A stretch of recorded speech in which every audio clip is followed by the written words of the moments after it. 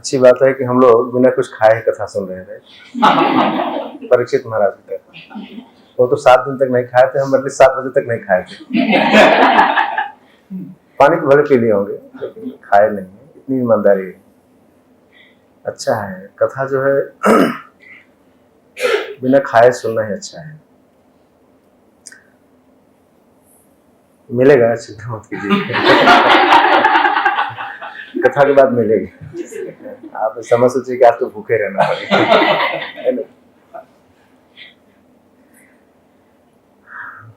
तो आज के इस प्रसंग में आश्चर्य वाली बात बहुत आई है।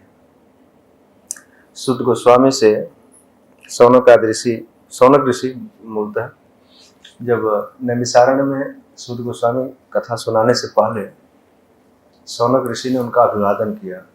और 9वां श्लोक है, आप पहले श्लोक में जाएंगे, दूसरे श्लोक में जाएंगे तो देखेंगे किस तरह से सौनक ऋषि सुत गोस्वामी का अभिवादन कर रहे हैं, उनकी प्रशंसा कर रहे हैं।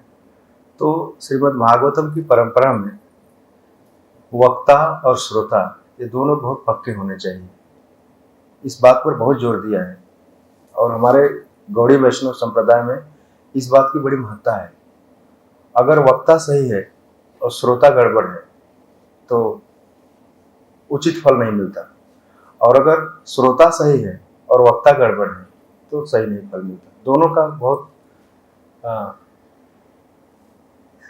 स्तर बहुत ऊंचा होना चाहिए, बहुत भागवत के अनुसार होना चाहिए, तब जाके होता है। हम दूसरे श्लोक में देखते हैं तो सौनक ऋषि जो है 88,000 ऋषियों में सबसे सीनियर हैं, सबसे बुजुर्ग हैं। और ऐसा नहीं कि वो कह रहे हैं कि हे सुत गोस्वामी, आपने सुखदेव गोस्वामी से जैसे सुना है, जिस भाव से सुना है, जितना आपने आत्मसात किया है, कृपया हमको सुनाइए वही। तो सुत गोस्वामी उस चीज को डिजर्व करते हैं, मतलब उसके योग्य हैं।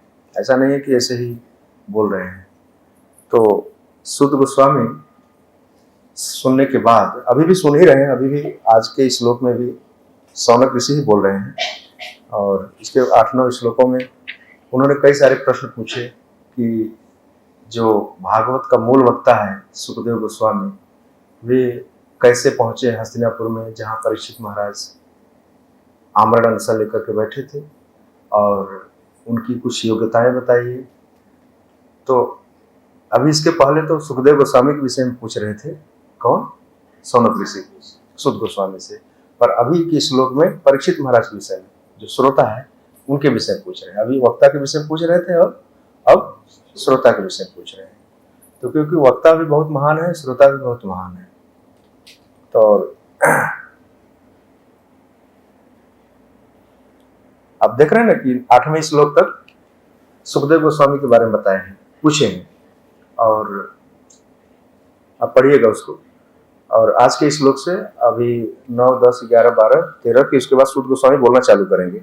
9वें श्लोक तक दो श्लोक में और प्रश्न पूछे गए हैं। तो सुत गोस्वामी से जिस भाव से पूछ रहे हैं, यहाँ पर अंत में लिखा है, श्लोक में अंतिम शब्द है नह का अर्थ होता है हमसे कहिए। तो सौनक ऋषि जो है सिर्फ अपने लिए नहीं बल्कि पूरे मानव जाति के लिए पूछ रहे हैं, बहुवचन में, हमसे कहिए। और गृणी कहते हैं, प्रभुपाद जी लिख रहे हैं कृपया कहिए। जब हम कृपया रिक्वेस्ट करते हैं, किसी से कहते हैं, तो उसमें एक भाव यह छिपा होता है कि वास्तव में हम इसको सुनना चाहते हैं, really we wish to hear it. तो ऐसा महात्मा लोग कहते हैं, वैष्णव लोग कहते हैं कि जब तक श्रोताओं के मन में उस विषय के प्रति उत्कट इच्छा या उत्कट अभिलाषा न हो, तब तक वक्ता को बोलने में मजा नहीं आता, मतलब आनंद नहीं आता। तो देख रहे हैं ना किस तरह से रिलेशन है। उनके मन में बहुत इच्छा है, कृपया कहिए, प्लीज नरेट, बताइए हमको किस तरह से है। तो इसी तरह से हमें भी, इसके पहले हम तात्पर्य में कल पढ़ रहे थे कि प्रभुपाद जी कह रहे हैं कि जब हम किसी वैष्णव से, किसी संत से, किसी महात्मा से मिलें, उनका दर्शन करने जाएं, तो दर्शन का मतलब सिर्फ देखना नहीं है। तात्पर्य में दर्शन का अर्थ क्या है? सुनना है। हम उनसे सुने, और सुनने की जो परंपरा है वह इस बात पर निर्भर करते हैं कि हम कितने इच्छुक हैं, हम कितने भूखे हैं। हमारी भूख कितनी है सुनने की। और वह भूख का टेस्ट कब होता है, जब हम सारी चीजों को एक साइड करके, आपको मैंने बताया था ना कि करोड़ों काम छोड़ करके भगवान की कथा सुननी चाहिए, 100 काम छोड़ करके स्नान करना चाहिए, 1000 काम छोड़ करके भोजन करना चाहिए, 1,00,000 काम छोड़ करके जप करना चाहिए, और करोड़ों काम छोड़ करके भगवान कथा सुननी चाहिए। राइट, हम लोगों ने सब छोड़ ही दिया, कथा ही सुन रहे हैं। तो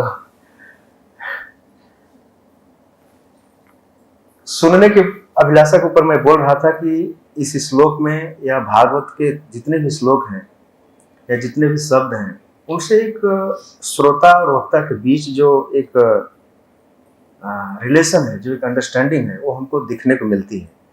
और हो सकता है कि आज हम उस स्तर पर ना हो, लेकिन हमारे मन में एक ऐसी इच्छा होनी चाहिए कि काश हमारे लाइफ में भी एक ऐसा दिन आता कि हम भागवत कथा को न सुने बिना हमारा दिन न बीते। एक दिन 2 दिन अगर न सुनने को मिले तो कैसा लगेगा। राइट, प्रभुपाद जी प्रायः बड़ा प्रसिद्ध उदाहरण दिया करते हैं कि जैसे एक युवक और एक युवती के बीच प्रेम होता है, अगर वे बात न करें, न मिले, दूसरे को न देखें, तो बोलते हैं कि उनका खाना हजम नहीं होता। राइट, तो क्या ऐसी विचारधारा या ऐसा हो सकता है क्या? बिल्कुल संभव है। ठीक फार्मूला हमें भगवान के साथ भी ऐसा होना चाहिए। राइट, पर अभी है नहीं ऐसा, बच ही जाता है। राइट, तो वह उस दिन की हमें प्रतीक्षा करनी चाहिए, उसके लिए हमें प्रयास करना चाहिए। देखो चालू हो गया ना, वैसे थोड़ा चालू होगा फिर बंद हो जाता है। तो हम लोग बात कर रहे थे अभिलाषा की, उत्कंठा की। यहाँ पर अंतिम शब्दों से चर्चा शुरू कर रहे हैं। गृणी ही न हमसे कहिए। और जब भी किसी श्रोता ने प्रश्न पूछा है सामने वाले वक्ता से, तो उसके प्रति बड़ा विनम्र भाव रखा है, एक याचना किया है।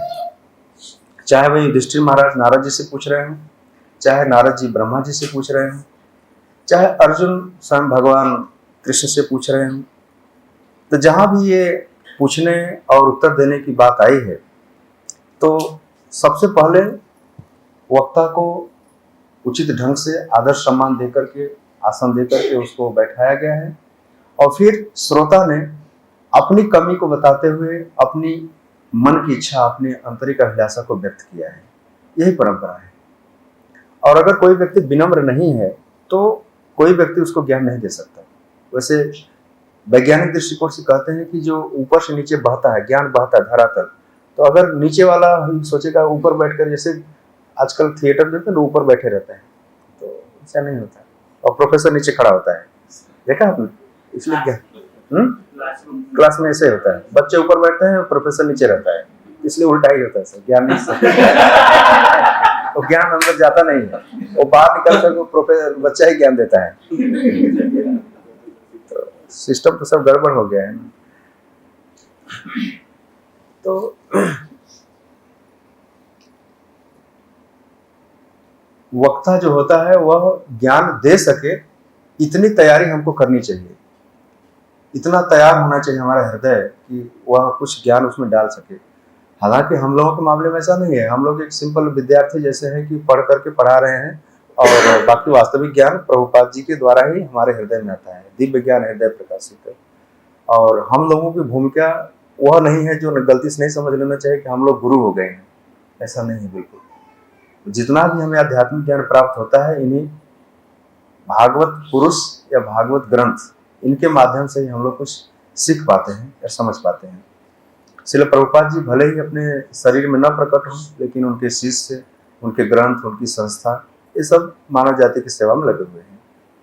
तो यह अंतर है। तो यहाँ पर पहले श्लोक में सौनक ऋषि कह रहे हैं कि अभिमन्यु सुतम सूत, हे सूत गोस्वामी। यहाँ पर परीक्षित महाराज को अभिमन्यु सूत कहा गया है, अभिमन्यु का पुत्र, डायरेक्ट परीक्षित नहीं कहा गया है, क्योंकि अभी उनका जन्म नहीं हुआ है। तो कई बार शास्त्रों में ऐसी परंपरा है कि माता के नाम से भी कहा जाता है, जैसे परीक्षित महाराज को उनकी माता के नाम से क्या कहते हैं उनको? उत्तर कुमार। उत्तर कुमार नहीं, उत्तरा के पुत्र थे ना, जैसे कुंती के पुत्र कौंते कहते हैं, तो परीक्षित महाराज को उनकी माता के नाम से कम ही संबोधित किया गया कहीं कहीं, शायद नहीं। पर यहाँ पर पहली बार देख रहे हैं अभिमन्यु सुतम, अभिमन्यु के पुत्र को हे सुत गोस्वामी प्राहु कहा जाता है। मतलब कहा जाता है किसका अर्थ क्या है, अंग्रेजी में इसको कहते हैं इट इज सेड, कहा जाता है। परीक्षित महाराज इतने प्रसिद्ध हैं कि उनके बारे में लोग चर्चा करते हैं, ऐसा कहा जाता है, महात्मा लोग कहते हैं, शास्त्रों में कहा गया है।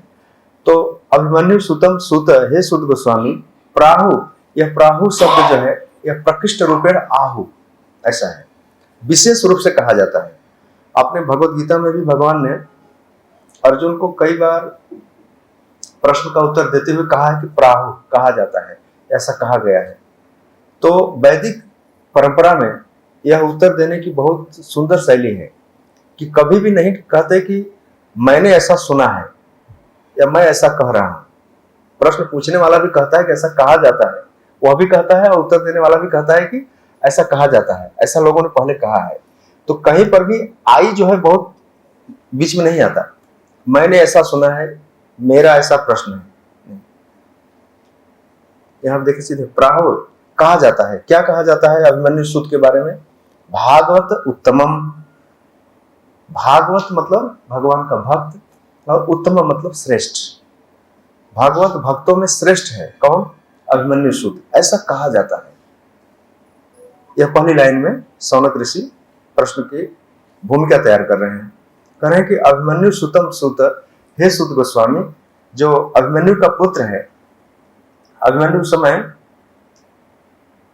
कुरुक्षेत्र के युद्ध में वीर गति को प्राप्त कर चुके थे, और उसके बाद कथा पता है आपको कि माता के गर्भ में, उत्तरा के गर्भ में भगवान कृष्ण ने कैसे उनकी रक्षा किया था। तो भागवत उत्तम, यह शब्द बहुत महत्वपूर्ण है, इसमें उच्च कोटि के भक्त थे। तो सौनक आदि ऋषियों को यह पता है कि परीक्षित महाराज महाभागवत है। अब इसको थोड़ा समझ लेते हैं कि भागवत उत्तमम, जैसे श्रील प्रभुपाद जैसे महान संत हैं, ये लोग भागवत उत्तमम है, हम लोग कनिष्ठ भक्त हैं, कनिष्ठ मध्यम अधिकारी, मध्यम अधिकारी में बहुत ऊंचा स्तर होता है। तो उत्तमम का अर्थ है कि वह पूरी तरह से सांसारिक डिस्टर्बेंस से मुक्त होता है, या ऐसा कहिए उत्तम का अर्थ होता है उद्गत तम, तम का अर्थ होता है ज्ञान, जो अज्ञान से पार हो चुका है वह उत्तम है, और ऊपर से भगवान का भक्त भी है, इसलिए भागवतोत्तम, भगवान के भक्तों में श्रेष्ठ है वह परीक्षित, जो अभिमन्यु के पुत्र के रूप में विख्यात है, और ऐसा कहा जाता है। फिर अगली लाइन कह रहे हैं कि तस्य जन्म, उनका जन्म महाआश्चर्यम, बहुत आश्चर्यजनक है, कर्माणि, उनके कर्म भी, च, उनके जन्म और कर्म दोनों जो है बहुत आश्चर्यजनक है, गृणी ही न, कृपया हमसे कहिए। बहुत सरल संस्कृत है। तो आपने इस श्लोक को थोड़ा थोड़ा करके समझ लिया। अब यह जो जन्म और कर्म की बात है, हम लोग गीता में एक जगह देखते हैं कि भगवान के विषय में अर्जुन कहते हैं कि भगवान ही कह रहे हैं अपने विषय में, क्या कह रहे हैं कि मेरा जन्म और मेरा कर्म जो है वह क्या है, दिव्य है। और यहाँ पर सौनक ऋषि परीक्षित महाराज के विषय में कह रहे हैं कि उनका जन्म कर्म जो है आश्चर्यजनक है। अब आश्चर्य शब्द का अर्थ समझ लेते हैं थोड़ा सा, आश्चर्य किसे कहते हैं, क्योंकि शब्दों का थोड़ा सा रूट, थोड़ी सी उनकी गहराई पता चल जाने पर हमें आगे बढ़ने में आसानी होती है। तो आश्चर्य शब्द कहाँ से आया है और कब आश्चर्य का प्रयोग किया जाता है, थोड़ा इस पर हम प्रकाश डालने का प्रयास करते हैं।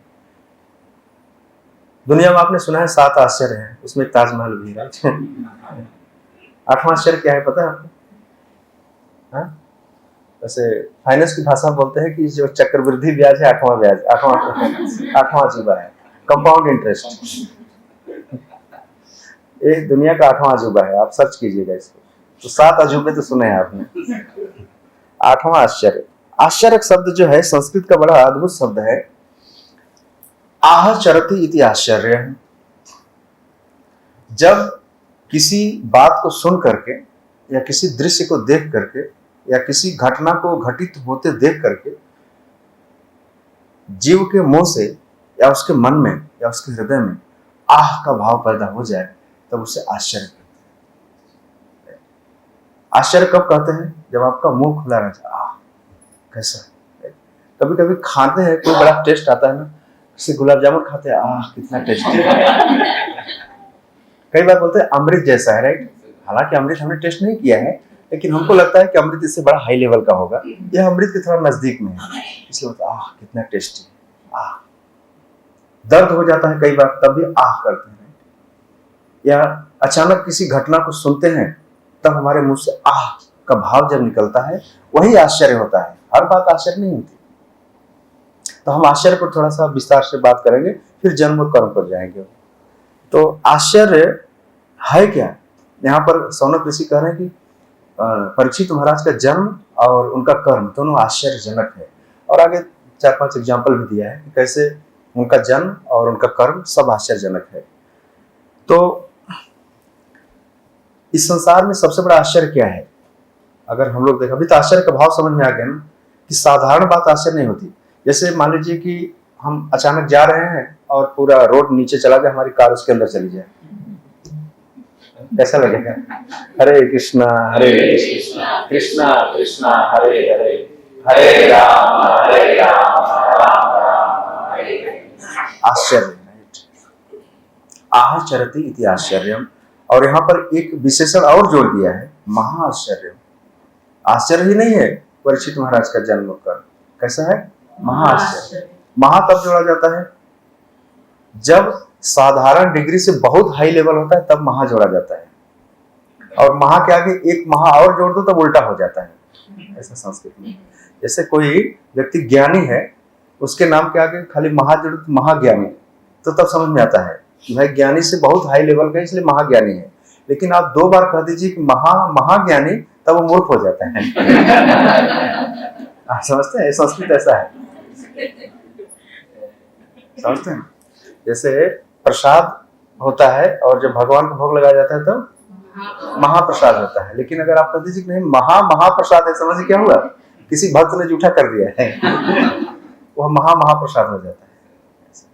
तो 2 बार महा लगाने से ठीक विपरीत हो जाता है उसका अर्थ। इसलिए यहाँ पर एक ही शब्द बार लगाए हैं, महाआश्चर्यम। परीक्षित महाराज का जो जन्म है और उनका कर्म है, यह महाआश्चर्य का विषय है। तो आश्चर्य के विषय में एक बार किसने प्रश्न पूछा था महाभारत में? यक्ष ने पूछा था युधिष्ठिर महाराज से कि संसार का सबसे बड़ा आश्चर्य क्या है? क्या उत्तर दिया था? अहानि अहानि भूतानि गच्छन्ति अमालयम शेषः स्थावरा इच्छन्ति अधः परम किम आश्चर्यम। वहां भी आया है। तो हम लोग आश्चर्य की बात कर रहे हैं कि, और भगवत गीता में भगवान ने आश्चर्य के बारे में बात किया ना, कि कुछ लोग आत्मा को आश्चर्य की तरफ देखते हैं, कुछ लोग आत्मा को आश्चर्य की तरफ सुनते हैं, कुछ लोग आत्मा को आश्चर्य की तरफ बताते हैं, और कुछ लोग हैं इतना सुनने के बाद भी कुछ नहीं समझ पाते हैं। यह सबसे बड़ा आश्चर्य है, राइट। भगवान ने आश्चर्य शब्द का प्रयोग किया है 2nd चैप्टर में, राइट। वो श्लोक निकालिए प्रभु 2nd चैप्टर में, तो पढ़ते हैं उसको। तो युधिष्ठिर महाराज से उस यक्ष ने प्रश्न पूछा, क्योंकि युधिष्ठिर महाराज धर्मराज हैं, वो जानते हैं, धर्म के तत्व को जानते हैं कि संसार का सबसे बड़ा आश्चर्य क्या है। तो उत्तर में क्या दिया? अहनि अहनि भूतानि। अहन अहन का अर्थ होता है रोज, प्रतिदिन, हर रोज। भूतानि, ये सारे जीव क्या होते हैं? गच्छन्ति, जाते हैं। कहाँ जाते हैं? यमालयम, यमलोक को जाते हैं, मृत्यु को प्राप्त होते हैं। लेकिन जो बचे हुए लोग हैं वे क्या सोचते हैं? शेषः, जो बचे हुए लोग हैं, स्थावर, जो बच गए हैं, इच्छन्ति, वे इच्छा करते हैं क्या? कि हम नहीं जाएंगे। अतः परम किम आश्चर्य, इससे बड़ा आश्चर्य क्या हो सकता है? यह युधिष्ठिर महाराज यक्ष देवता को उत्तर में दे रहे हैं। तो आश्चर्य के, यह बहुत बड़ा आश्चर्य है और सच्ची बात है। हम में से किसी के भी मन में यह नहीं आता कि हमें एक दिन जाना है। और इसी बात को रिमाइंड देने के लिए पूरी वैदिक प्रश्न उत्तर है। अब तात्पर्य में श्रील प्रभुपाद जी पहले ही लाइन में लिख रहे हैं कि महाराज परीक्षित का जन्म जो है आश्चर्यजनक है, क्योंकि भगवान श्री कृष्ण ने उनकी रक्षा उनकी माता के गर्भ में किया था। अश्वत्थामा ने जिस ब्रह्मास्त्र को चला करके पांडवों के अंतिम बीज को नष्ट करने का प्रयास किया था, उसको स्वयं भगवान एक्टिव होकर के उत्तरा के गर्भ में जा करके और उसके प्रभाव को निष्फल किया था, समाप्त किया था। अब आप समझिए कि परीक्षित महाराज कितने स्पेशल होंगे, कितने विशेष होंगे भगवान की दृष्टि में। क्यों? क्योंकि भगवान को पता है कि इसी परीक्षित के माध्यम से आगे चल करके भगवान और भक्तों की जो लीला होगी, ये चर्चा होगी भागवतम, उसके एक भूमिका तैयार हो रही है। तो वास्तव में भगवान अपनी ही लीला को संपन्न करने के लिए ये सब करवा रहे हैं, क्योंकि भगवान ही अंतिम डायरेक्टर हैं। उनको पता है कि कौन सा पात्र बचा रहेगा, कैसा स्टेज होगा, कौन कैसी भूमिका में आएगा। उनको पता है कि अगर ये परीक्षित समाप्त हो जाता है तो भागवत नहीं सुन जाएगी, नहीं हो पाएगा। तो एक तरह से देखा जाए तो भगवान ही डायरेक्टली परीक्षित महाराज के जन्म और कर्म में सीधे इन्वॉल्व हैं। नहीं तो उसी महाभारत के रणभूमि में उनके पिता मारे गए। कौन? परीक्षित महाराज, अभिमन्यु। और चिल्ला भी रहे थे। 7 महारथियों के बीच जब घिर गए थे चक्रव्यूह तोड़ने के चक्कर में, और पूरी ताकत से चिल्ला रहे थे, बचाओ बचाओ। अर्जुन भी, क्या भगवान अंतर्यामी है, नहीं सुन रहे थे? सुन रहे थे, लेकिन नहीं बचाए। अब आप बोलते हैं कि भगवान कैसे हैं? बाप चिल्ला रहा है बचाओ बचाओ, तो नहीं बचा रहे हैं। और इधर बच्चा गर्भ में है और अश्वत्थामा ने ब्रह्मास्त्र भी रिलीज कर दिया है और उसको बचाने के लिए गर्भ में प्रवेश कर रहे हैं। ये कैसी अद्भुत लीला है भगवान की, समझ के परे है कि नहीं है? कोई नहीं समझ सकता। भगवान कब किसको मारते हैं और कब किसको बचाते हैं, यह हम कभी नहीं समझ पाते। एनीवे, प्रभुपाद जी की भाषा में समझे तो प्रभुपाद जी कहते हैं कि अगर भगवान की उपस्थिति में किसी का मरना और किसी का जीना दोनों ही उतना ही लाभदायक है। किसी को भगवान मारते हैं वह भी सदगति को प्राप्त होगा, और भगवान एक्चुअली देखा जाए भगवान डायरेक्टली किसी को मारते नहीं, बचाते भी नहीं। यह उनके जीवों के कर्म और भगवान के लीला से कुछ संबंधित बातें होती हैं। फिर भी हम एग्जैक्टली इसका पोस्टमार्टम नहीं कर सकते, विश्लेषण नहीं कर सकते कि ऐसा क्यों। एक बार ऐसे ही भगवान, किसी नारद जी ने पूछा था भगवान से कि एक बूढ़ी माता थी, आपने सुना है कथा?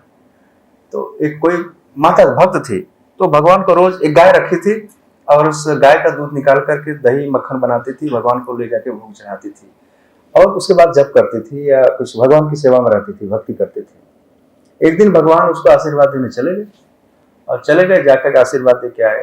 तो नारद जी ने पूछा, प्रभु क्या आशीर्वाद दिया आपने? बोले, मैंने बोला कि उसकी गाय मर जाए। कमाल है, आप कैसे आशीर्वाद देते हैं? आपको इतना मक्खन चढ़ाती है, दूध चढ़ाती है, भोग लगाती है, आपकी भक्ति करती है और आप आशीर्वाद देकर उसकी गाय मर जाए।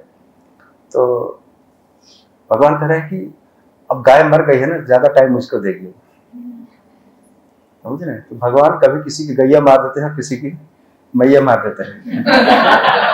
नारद जी की माँ अभी आए कैसे चक्कर, उसी नारद जी को। तो भगवान कह रहे हैं, प्रभु आपकी लीला आप ही जानो, पता नहीं आप कब किसकी गैया खत्म कर दोगे, आप किसकी मैया खत्म कर दोगे। ये भगवान की लीला है।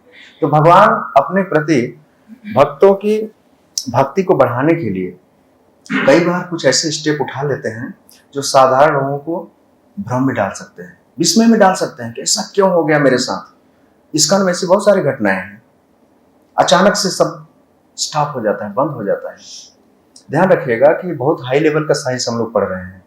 हम में से किसी के साथ भी भगवान ड्रामा कर सकते हैं और उस ड्रामा से हमको विचलित नहीं होना चाहिए। कल ही मैं पढ़ रहा था, ध्रुव महाराज को अगर उत्तानपाद महाराज अपनी गोद में बैठा लेते और उनकी सौतेली माता सुरुचि ने कड़वे वचन नहीं बोले होते, तो आज ध्रुव नहीं होते। समझ गया? ध्रुव कभी ध्रुव नहीं होते, तब तो पिता के गोद में ही खुश रहते, है ना? तो भगवान का आसन कभी नहीं मिलता। एक शिक्षा इसमें छिपी है कि जब हमें अपने परिजनों से अपमान होता है, धक्का लगता है ना, तो सीधे भगवान तक पहुंच जाते हैं, राइट? और परिजनों का, इससे भगवान की बड़ी कृपा छिपी होती है उसमें, और ऐसा देखा भी गया है। तो हमें इस परिस्थिति के लिए तैयार रहना चाहिए, और कभी कभी अगर ऐसा हो भी जाए ना, तो सोचना चाहिए कि होगा प्रभु की कुछ बड़ी बेटर प्लानिंग होगी, कुछ ऐसी इच्छा होगी उनकी। श्रील प्रभुपाद जी के जीवन में देखा आपने कैसे घटना घटी। माता जी ने कहा कि मैं रद्दी बेच देती हूँ, मैं चाय पीऊँ। प्रभुपाद जी बोला तो कि चाय पी खुश रहो, मैं तो जा रहा हूँ, मैं तो सन्यास। अगर प्रभुपाद जी नहीं कहते तो आज हम आप यहाँ नहीं होते शायद। तब फिर उनका भी गृहस्थ जीवन चलता ही वैसे, राइट। तो सन्यासियों के जीवन में, नारद जी के जीवन में भगवान की कृपा से जितने भी घटनाएं हम देख रहे हैं सब आश्चर्यजनक हैं। तो भगवान उनको परीक्षित महाराज को बचा रहे हैं और उनके ही पिता जिनका अभिमन्यु सूतम यहाँ लिखा गया है उनको नहीं बचा पा रहे हैं वहां पे, उसी महाभारत के क्षेत्र रणभूमि में। तो यहाँ पर प्रभुपाद जी कह रहे हैं कि उनका भगवान श्री कृष्ण उनकी रक्षा उनकी माता के गर्भ में की थी। उनके कार्यकलाप भी आश्चर्यजनक हैं। परीक्षित महाराज के थोड़ा आगे बढ़ते हैं। क्योंकि उन्होंने गाय का वध करने के लिए जो कली पुरुष था उसको प्रताड़ित किया। एक काले भेष में कली पुरुष आपने सुना है, बिल्कुल शूद्र पुरुष जो गाय को वध करने के लिए तैयार था। तो परीक्षित महाराज ने अपनी तलवार निकाल लिया था उसका वध करने के लिए। ऐसे राजा थे। और फिर यहाँ प्रभुपाद जी बहुत सुंदर बात लिख रहे हैं कि गाय के वध करने का अर्थ है मानव सभ्यता का विनाश, ह्यूमन सिविलाइजेशन के पतन का, इसके दुर्दिन का, दुर्दशा का ये बिगिनिंग है गाय का वध होना। इसलिए भगवान कृष्ण को स्तुति में गाया गया है, नमो ब्राह्मण देवाय गौ ब्राह्मण हिताय से। तो भगवान जो है गाय और ब्राह्मण के हितैषी हैं। और जो भी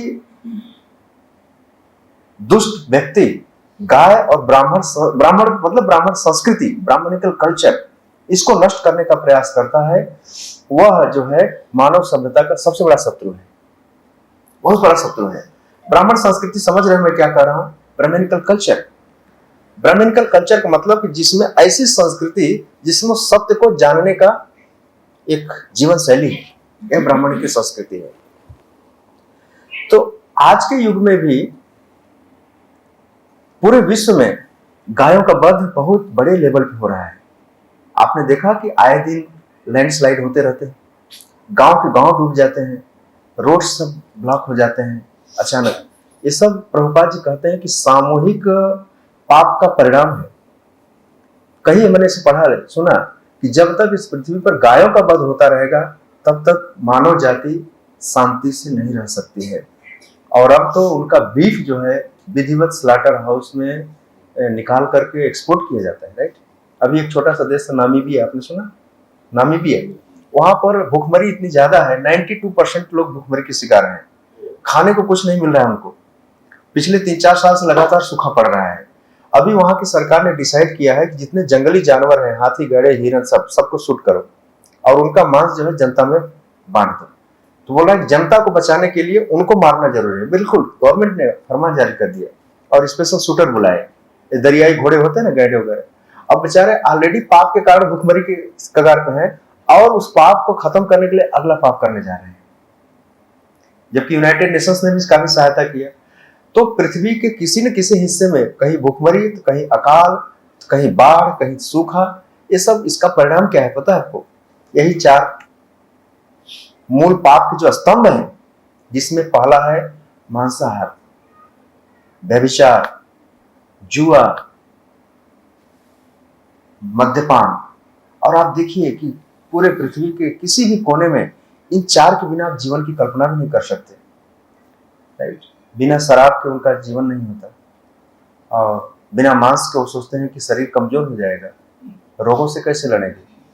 जबकि जितने भी जीव हैं वो सब शाकाहारी हैं, मुर्गी, बकरी सब शाकाहारी हैं, लेकिन उनको खा करके अपना जीवन बिताना चाहते हैं।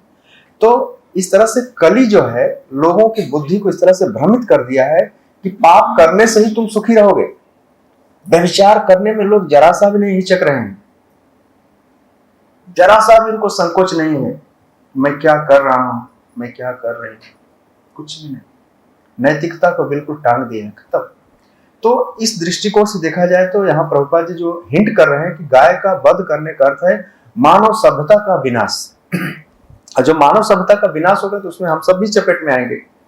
फिर इसमें लिख रहे हैं कि वे पाप के उत्कट प्रतिनिधि से गाय की रक्षा करना चाहते थे। वो पाप का उत्कट प्रतिनिधि कौन है? कली पुरुष, कलियुग। कलियुग के प्रभाव से, कली पुरुष के चंगुल में फंसने से बचने के लिए क्या उपाय बताया इसी भागवतम में? इन्हीं महान संतों ने क्या बताया, क्या उपाय बताया? हरे कृष्णा कृष्णा कृष्णा हरे हरे, हरे राम राम राम हरे हरे। मैंने शराब की बात की तो मुझे एक बात याद आने लगी। जब कोई व्यक्ति शराब पीता है ना तो उसके अंदर 5 जानवरों का स्वभाव आ जाता है। समझ गए? पता नहीं आप में से किसी ने पिया है नहीं पिया, ट्राई भी मत करना, अगर कर लिया है तो कोई बात नहीं। 5 जानवरों का स्वभाव से आता है उसके मन में तुरंत। पहला शेर, दूसरा खरगोश, तीसरा हिरण, चौथा लोमड़ी और 5वां सुअर। आपको बड़ा मजा आ रहा होगा कि शराब की स्टोरी सुनाने पर। मैं इसके दुष्प्रभाव को बता रहा हूं कि कल को इसके चंगुल में नहीं फंस जाना। इसी भागवत के 4थे स्कंध में आपने पढ़ा है प्रभु अधर्म का वर्णन 4थे स्कंध में है। मैत्रेय ऋषि विदुर जी से कथा बता रहे हैं। ध्रुव महाराज के पहले वाला चैप्टर है, अधर्म का पूरा वर्णन है। उसको 3 बार आप सुन लेंगे ना तो आप अधर्म करने से बच जाएंगे या बचने की कोशिश करेंगे। अधर्म का वर्णन कभी सुनने जैसा है, पढ़ने जैसा है। उसमें लिखा है नीचे कि 3 बार इस अधर्म की कथा सुनने से कोई व्यक्ति पुण्य हो जाता है। ये सिर्फ पूरी भागवत कथा वास्तव में देखा जाए हमें पुण्य बनाने के लिए, हमारे जीवन को मंगलमय बनाने के लिए है। तो ऐसा कहा जाता है कि जब कोई व्यक्ति साधारण काम नहीं कर पाता तो थोड़ी सी शराब पी करके वो शेर जैसा बन जाता है, जो साहस आ जाता है उसके अंदर और कर देता है वो काम। अक्सर देखा गया, जैसे आर्मी को युद्ध में भेजने से पहले वो पहाड़ पर चढ़ना इतना आसान नहीं है, सामने गोली चलाना इतना आसान नहीं है। उसको जज्बात भरा जाता है, थोड़ी शराब पिलाई जाती है, तब वो शेर की तरह काम करता है। लेकिन जो काम साधारण आदमी नहीं कर पाता तो शेर की तरह लड़ता है, आसान नहीं है। फिर अगर थोड़ी डोज और बढ़ जाती है ना तो खरगोश वाला स्वभाव आ जाता है। खरगोश ना तो कान खड़े हो जाते हैं उसके, तुरंत अलर्ट हो जाता है थोड़ा डोज बढ़ाने पर। और थोड़ा डोज बढ़ता है तो पता है क्या होता है, हिरण की तरह हो जाता है, बहुत तेजी से भागता है। अगर 1 किलोमीटर उसको 5 मिनट भागना है ना, डोज बढ़ा तो 2 मिनट में पहुंच जाएगा, बहुत तेज से भागता है। ये तीसरा स्वभाव आता है उसके अंदर ज्यादा मात्रा में पीने पर। चौथा क्या बताया था? लोमड़ी का आदत क्या है कि थोड़ी ज्यादा खा लेती है ना तो पैर रखती इधर जाती उधर।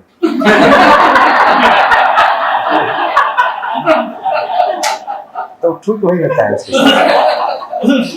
उसका भोजन जो होता है लिमिटेड होता है, थोड़ा ज्यादा कर लालच खा लिया। लोमड़ी लालची भी होती है, आपने सुना है, लालची होकर ज्यादा मिल गया, उसका स्वभाव है ग्रीडीनेस।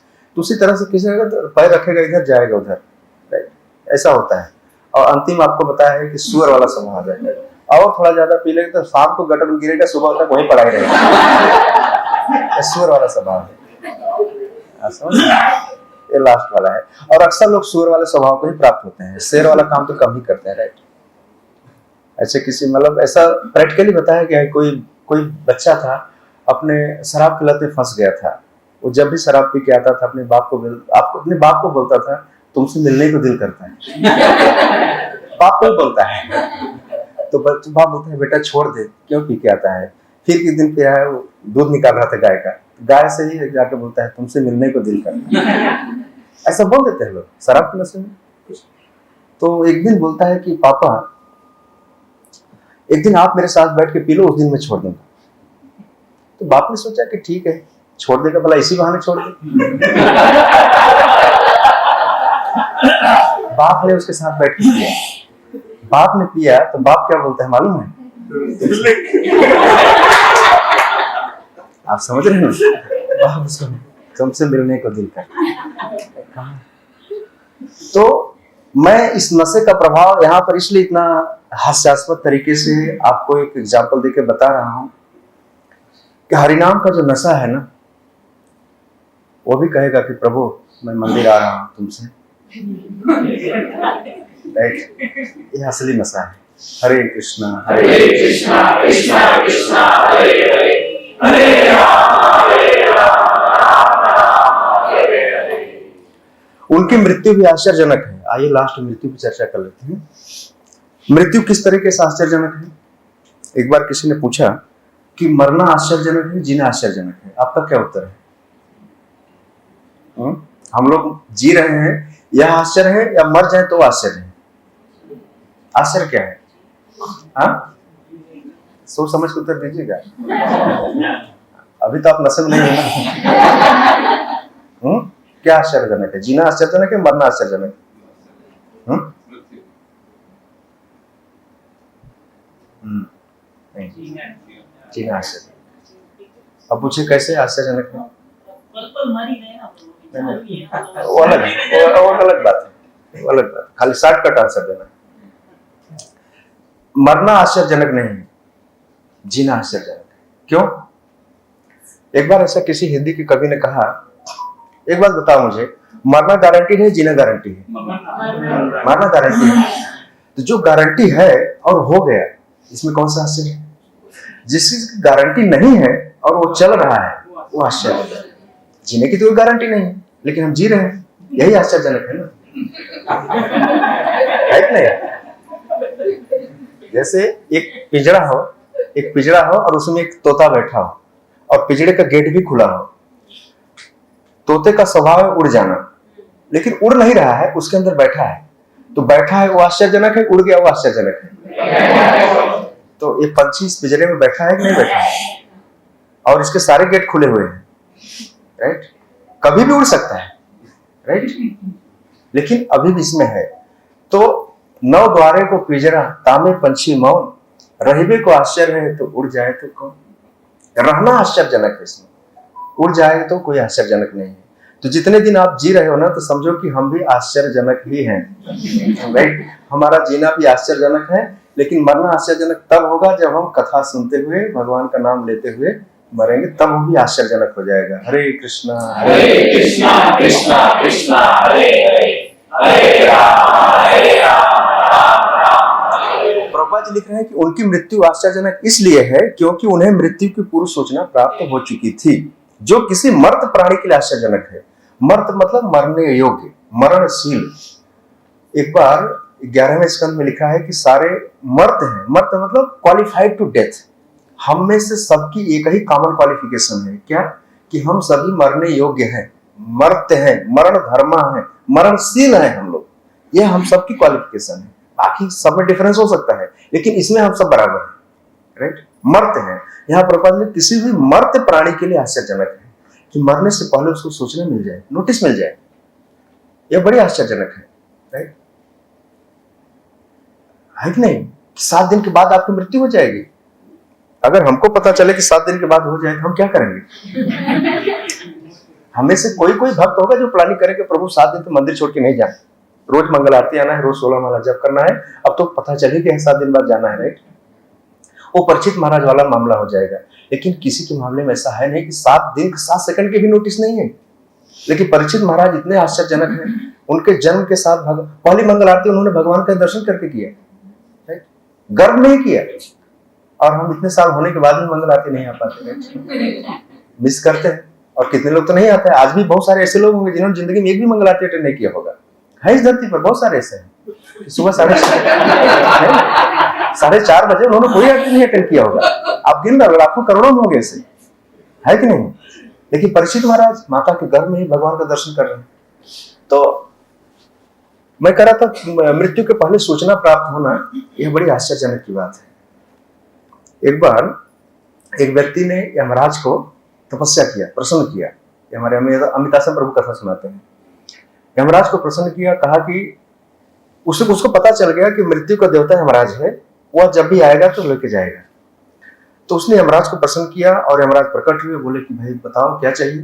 बोला देखो मैंने सुना है कि आप मृत्यु के देवता हैं। बोला हाँ जी मैं ही। तो बोला एक काम करो, जब भी आप आओ ना मुझे थोड़ा पहले फोन कर देना, कॉल कर देना, नोटिस दे देना मुझे, राइट?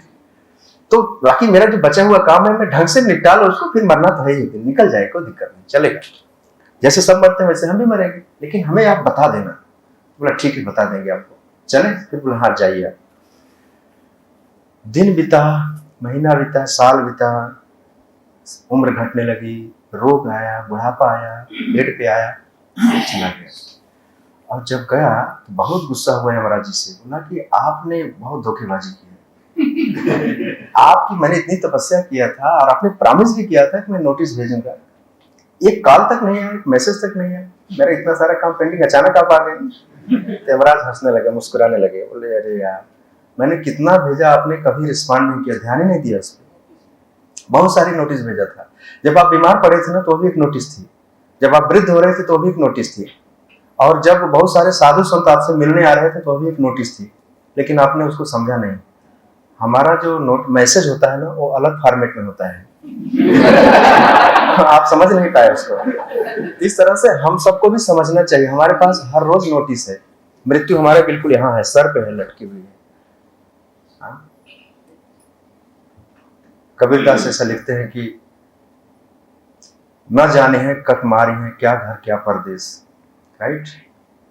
मृत्यु ऐसी है कि कभी भी किसी को कहीं भी वो देर नहीं करती, एक सेकंड में अपना काम कर लेती है जहां पर उसका डेस्टाइन है। तो मैं इस बात में बोल रहा था कि मृत्यु को अनिवार्य मान करके हमें तैयार रहना चाहिए, तब हम आश्चर्यजनक वाला काम करते हैं, राइट। ऐसे परीक्षित महाराज के यहाँ पता है, ऐसे बताते हैं कि मरना भी कई प्रकार का है, महाभारत में 8 प्रकार का मरना बताया गया। जैसा पता है पल पल मरना, वो कायरों का काम है। वैष्णव जो होते हैं मरकर भी जीते हैं, मरकर भी जीवित रहते हैं। जैसे श्रील प्रभुपाद जी क्या लगता है, मर गए हैं? नहीं, वैष्णव सदा अमर होते हैं। शरीर का मरना वो वास्तविक मरना नहीं है, वो तो सामान्य बात है। भगवत गीता में भगवान बताते हैं तथा देहांत प्राप्ति धीरे तत्र न मुह्यति। संसार में जो मृत्यु की परिभाषा है कि शरीर बदल गया इसलिए मर गया, जबकि सत्य नहीं है, बिल्कुल सत्य नहीं है। आत्मा एक शरीर से दूसरे शरीर में जाती है, फिर दूसरा जन्म होता है, पुनर्जन्म होता है। लेकिन यहाँ पर जो परीक्षित महाराज या वैष्णव की जो विचारधारा है, नहीं नहीं, इस भौतिक शरीर से आत्मा निकल करके वैकुंठ गमन करेगी, सच्चिदानंद शरीर में आएगी, अपने ओरिजिनल स्वरूप में आएगी, वह असली जीना है। और बाकी तो यहाँ पर जो आप बता रहे हो ना कि मरना तो हमेशा ही लोग मर रहे हैं। और कई बार लोग अपजस को प्राप्त होते हैं, वह भी एक मरना है। लोग बोलते हैं अरे मर तो गए, मर गया, राइट। तो महाभारत में इस तरह से 8 प्रकार की मौत का वर्णन है। तो हम लोग यहाँ पर पहुंचे कि प्रभुपाद जी कह रहे हैं किसी मर्त प्राणी के लिए आश्चर्यजनक है। इस प्रकार उन्होंने गंगा के तट पर आसीन होकर श्री भगवान की दिव्य लीलाओं को सुनते हुए प्रयाण करने की तैयारी कर ली थी। मतलब अपना लगेज वगैरह पैक कर लिया था, जाने के लिए बिल्कुल टेक ऑफ करने के लिए तैयार थे। तो हम में से यह रोज यह रिमाइंडर है, प्रभुपाद जी ने व्यवस्था किया सिर्फ इसलिए कि हम तैयार हैं या नहीं है। कई बार पूछते क्या कर रहे हो, मैंने बोल दिया था मैं उसकी तैयारी कर रहा हूँ। क्या बोल रहे हैं? सही बात है, हम लोग सच में मरने की तैयारी कर रहे हैं, क्योंकि मरना ही है ना, जीना तो है नहीं। जब मरना है तो ढंग से मरना है ना, है कि नहीं? तो ढंग से मरना क्या है? कथा से। हरे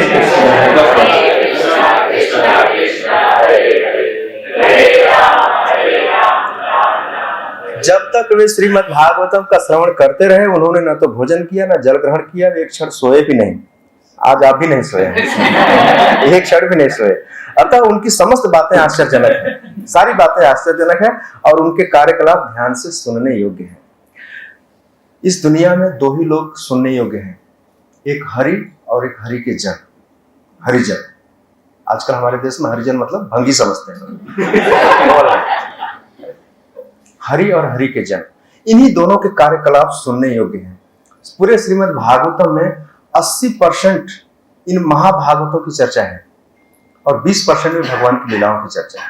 क्यों ऐसा है? क्योंकि हमें भगवान के भक्तों का चरित्र सुनकर के उनके जैसा बनना है। भगवान तो हम बन नहीं सकते, इसलिए भगवान की लीलाएं कम दी गई हैं, भक्तों का चरित्र ज्यादा दिया गया है। इसलिए भक्तों का चरित्र भागवतोत्तमम, ये शौनक ऋषि क्यों सुनना चाहते हैं परीक्षित महाराज के विषय में? क्योंकि उनको सुनकर के ये भी उसी रास्ते पर चलेंगे। तो हमें अपने जीवन में महाभागवतों के चरित्र सुन करके कुछ प्रेरणा हमको मिलती है कि काश हम भी ऐसा हो। सिर्फ ऐसी इच्छा मात्र से ही वो उद्धार हो जाता है, बड़े सरल तरीके से काम करता है। एक ऐसा रहस्यमय साइंस है। तो हरि का गुणगान करना और हरिजनों का या भगवत जनों का, भागवत पुरुषों का, उनकी लीलाओं को सुनना ही चाहिए, वही सुनने योग्य है। यहाँ पर उनके विषय में विस्तार से सुनने की इच्छा की गई है। अब हमारे ऊपर आता है कि हम कितना विस्तार से सुनना चाहते हैं। जैसे गजेंद्र वाले प्रसंग सुना है, वहां पर परीक्षित महाराज डायरेक्ट प्रश्न पूछ रहे हैं सुखदेव गोस्वामी से कि हे प्रभु, हे गुरुदेव, हे तत्वदर्शी महात्मा, एक काम कीजिए कि जितने मनवंतर बीत चुके हैं, जो मनवंतर चल रहा है और आने वाले मनवंतर में भगवान ने क्या क्या लीलाएं किया है वो सुनाइए। प्रश्न एक ही है लेकिन उत्तर बड़ा लंबा आएगा। यह प्रश्न पूछने की कला है। जानते हैं कि जब भक्तों का चरित्र आएगा तो उसमें भगवान का चरित्र अपने आप आएगा, और जब भगवान का चरित्र आएगा तो उसमें भक्तों का चरित्र अपने आप आ जाएगा। इसलिए इस शैली में, इस स्टाइल में प्रश्न पूछा गया है कि जब भक्तों का चरित्र पूछेंगे तो उसमें भगवान का चरित्र तो आना ही तय है, और जब भगवान का चरित्र आएगा तो भक्तों का भी चरित्र आएगा। यही हमारे जीवन का सबसे बड़ा सौभाग्य है। और इस बात को हमें लास्ट वाली पंक्ति सुनने की इच्छा जो होती है ना, इसको श्रवणेच्छा बोलते हैं।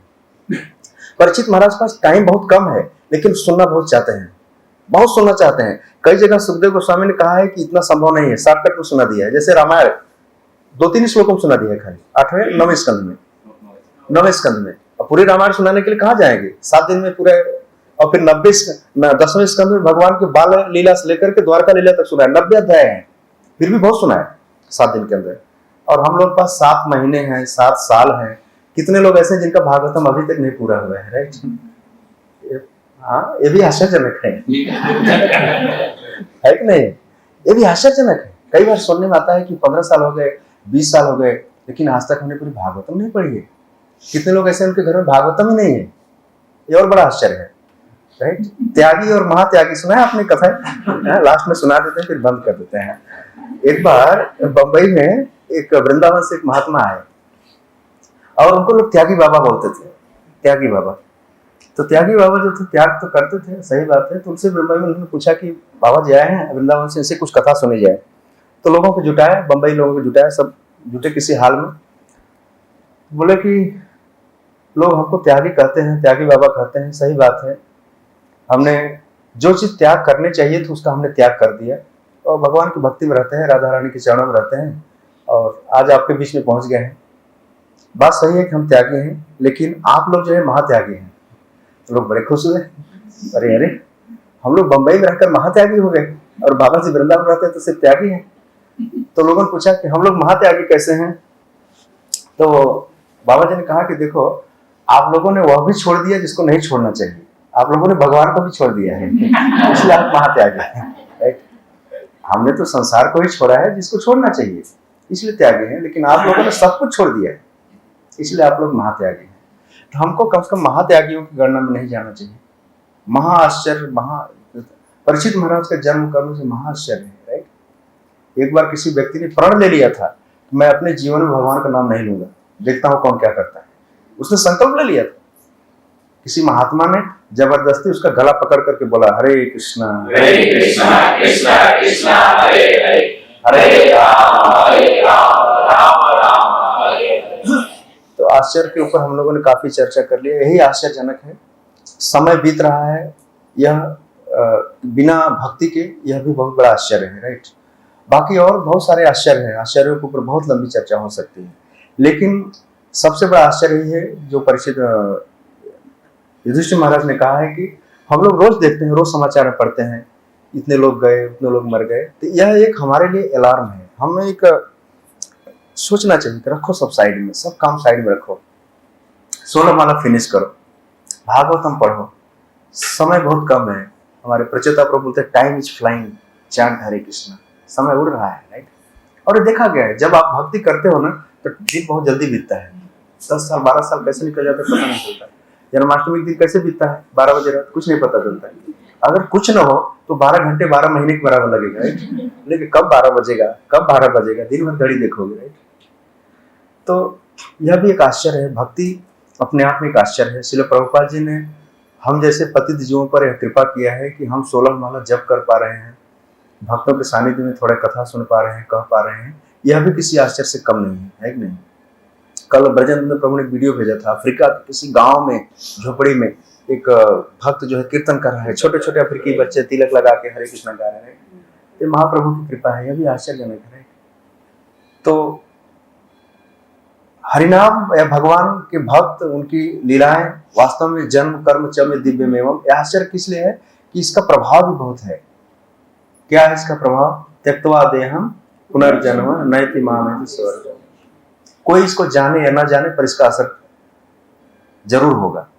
जैसे जहर कोई पीता है तो उसको पता है क्या इसका प्रभाव क्या है, कोई दवा लेता है तो उसका पता है क्या इसका प्रभाव क्या होता है, लेकिन वो अपना काम करती है। इस श्रद्धा और विश्वास के साथ हमें इस मार्ग पर लगे रहना चाहिए। इसका असर होगा, हमें नहीं पता चलेगा इसका असर क्या हो रहा है, हम कहाँ से। और आज देखें, एक बार प्रभु बता रहे थे अपने एसोसिएशन में कि हम ठीक पीछे जाकर देखें कि हम कहाँ थे और कहाँ पहुंच गए, राइट। तो किन्हीं परिस्थितियों के कारण, by the will of the Providence या जो भी है, प्रभुपाद की अहेतु की कृपा से ही हम लोग यहाँ पहुंचे हैं। तो इसको जो है हमें बना करके रखना है। बना कर रखना भी एक बहुत बड़ा आश्चर्य है। प्रभुपाद बोलते थे कि जो भक्त इस कान में रह करके अपना पूरा जीवन बिता देता है, is guarantee to go back to home, back to God. भगवान की जिम्मेदारी बन जाती है। कैसे पता है? एक छोटा एग्जांपल देके खत्म कर देते हैं, 2 मिनट और सुनिए। रेलवे देखा है ना आपने? रेलवे के डिब्बे कहाँ बनते हैं पता है? वो पटरी पर ही बनते हैं। पटरी बिछाई जाती है, उस पर ही बनाए जाते हैं, फिर उनको आगे किया जाता है। अगर आगे नहीं करे तो फिर जगह नहीं खाली होगा ना दूसरे डिब्बे बनाने के लिए। उसी तरह से हम में से जितने भी लोग इस काम में आ गए हैं, चाहे किसी भी हालत में है, वो पटरी पर है ना, तो उसको धक्का देकर आगे बढ़ा ही दिया जाएगा, चाहे वो कैसा भी खराब हो। धक्का देकर आगे बढ़ा ही दिया जाएगा। आप वहां रह नहीं सकते, लेकिन पटरी पर रहना आपका जरूरी है। तो पटरी पे बने रहिए। हरे कृष्ण। प्रभुपाद की जय। राधा माधव भगवान की जय।